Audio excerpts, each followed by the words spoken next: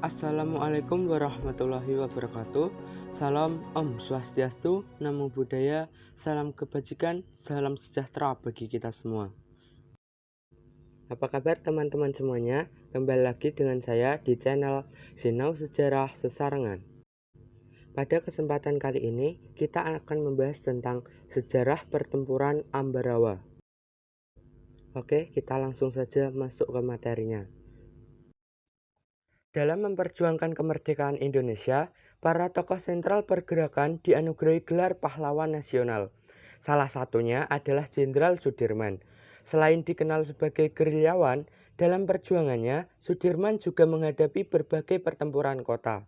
Salah satunya adalah apa yang terjadi di Ambarawa, atau biasa kita kenal sebagai Pertempuran Ambarawa, di mana sang jenderal melawan Inggris dan Belanda.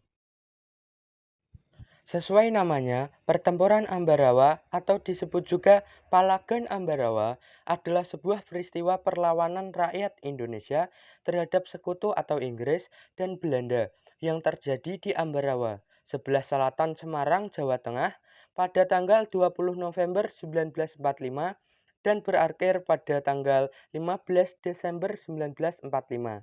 Pertempuran Ambarawa ini dilatar belakangi dengan mendaratnya pasukan Inggris di kota Semarang pada tanggal 20 Oktober 1945. Pada tanggal 20 Oktober 1945, tentara sekutu di bawah pimpinan Brigadir Bethel mendarat di Semarang dengan maksud mengurus tawanan perang dan tentara Jepang yang berada di Jawa Tengah. Kedatangan sekutu ini diboncengi oleh Nica. Kedatangan sekutu ini mulanya disambut baik, bahkan Gubernur Jawa Tengah, Mr. Wongsonegoro, menyepakati akan menyediakan bahan makanan dan keperluan lain bagi kelancaran tugas sekutu. Sedang sekutu berjanji tidak akan mengganggu kedaulatan Republik Indonesia. Namun, ketika pasukan sekutu dan Nica telah sampai di Ambarawa dan Magelang untuk membebaskan para tawanan tentara Belanda, para tawanan tersebut malah dipersenjatai sehingga menimbulkan kemarahan pihak Indonesia. Insiden bersenjata timbul di kota Magelang hingga terjadi pertempuran. Di Magelang, tentara sekutu bertindak sebagai penguasa yang mencoba melucuti tentara keamanan rakyat dan membuat kekacauan. TKR Resimen 1, Kedu pimpinan Letkol M. Sarbini, membalas tindakan tersebut dengan mengepung tentara sekutu dari segala penjuru. Namun, mereka selamat dari kehancuran berkat campur tangan Presiden Soekarno, yang berhasil menenangkan suasana. Kemudian, pasukan sekutu secara diam-diam meninggalkan kota Magelang menuju ke benteng Ambarawa. Akibat peristiwa tersebut, Resimen Kedu Tengah di bawah pimpinan Letkol M. Sarbini segera mengadakan pengejaran terhadap mereka. Gerakan mundur terhadap tentara sekutu tertahan di Desa Jambu karena dihadang oleh pasukan angkatan muda di bawah pimpinan Oni Sastrodiyardjo yang diperkuat oleh pasukan gabungan dari Ambarawa, Suruh, dan Surakarta. Tentara sekutu kembali dihadang oleh Batalion 1 Suryo Sumpeno di Ngipik. Pada saat pengunduran, tentara sekutu mencoba menduduki dua desa di sekitar Ambarawa. Pasukan Indonesia di bawah pimpinan Letkol Isdiman berusaha membebaskan kedua desa tersebut, tetapi ia gugur terlebih dahulu. Sejak gugurnya Letkol Isdiman, Komandan Divisi 5 Banyumas, Kolonel Sudirman merasa kehilangan seorang perwira terbaiknya, dan ia langsung turun ke lapangan untuk memimpin pertempuran. Kehadiran Kolonel Sudirman memberikan napas baru kepada pasukan-pasukan Republik Indonesia. Koordinasi diadakan di antara komando-komando sektor dan pengepungan terhadap musuh semakin ketat.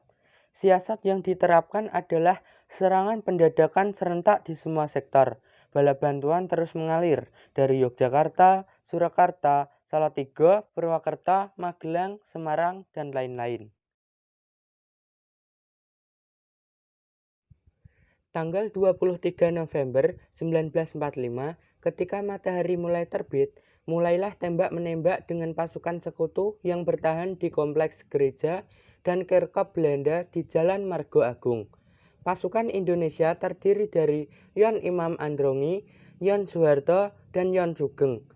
Tentara sekutu mengerahkan tawanan-tawanan Jepang dengan diperkuat tanknya, menyusup ke tempat kedudukan Indonesia dari arah belakang. Karena itu, pasukan Indonesia pindah ke Bedono. Pada tanggal 11 Desember 1945, Kolonel Sudirman mengadakan rapat dengan para komandan sektor TKR dan Laskar. Pada tanggal 12 Desember 1945, pukul setengah 5 pagi, serangan mulai dilancarkan. Pembukaan serangan dimulai dari tembakan mitraliur terlebih dahulu, kemudian disusul oleh penembak-penembak senapan karabin. Pertempuran berkorban di Ambarawa. 1,5 jam kemudian, Jalan Raya Semarang-Ambarawa dikuasai oleh kesatuan-kesatuan TKR. Pertempuran Ambarawa berlangsung sengit.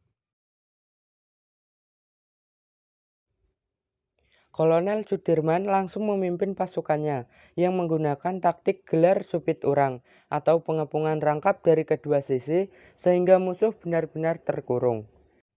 Suplai dan komunikasi dengan pasukan induknya tak putus sama sekali. Setelah bertempur selama 4 hari, pada tanggal 15 Desember 1945, pertempuran berakhir dan Indonesia berhasil merebut Ambarawa dan sekutu dibuat mundur ke Semarang. Kemenangan pertempuran ini kini diabadikan dengan didirikannya Monumen Palagan Ambarawa dan diperingati sebagai Hari Jadi TNI Angkatan Darat atau Hari Juang Kartika.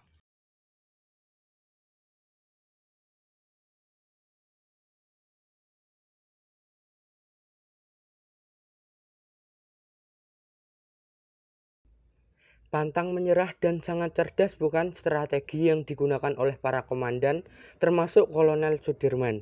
Sebagai anak muda, kita juga harus mempunyai jiwa pejuang dan semangat yang membara.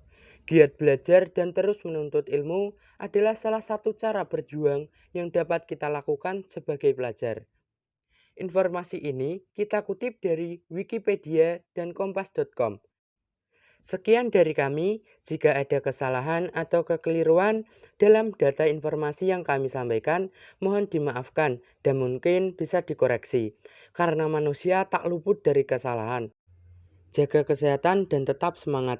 Akhir kata, wassalamualaikum warahmatullahi wabarakatuh.